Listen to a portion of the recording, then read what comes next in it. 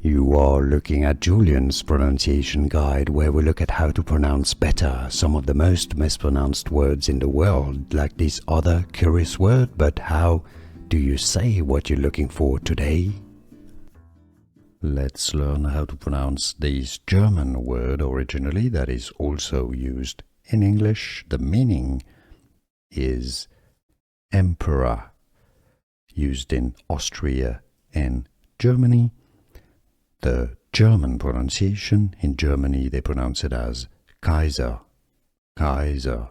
This is why in English it is usually pronounced, the English pronunciation is as Kaiser in British English, American English pronunciation, Kaiser. Kaiser, British English, or Kaiser.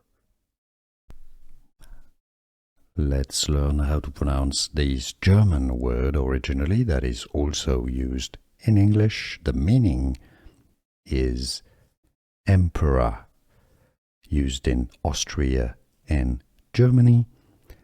The German pronunciation, in Germany they pronounce it as Kaiser. Kaiser.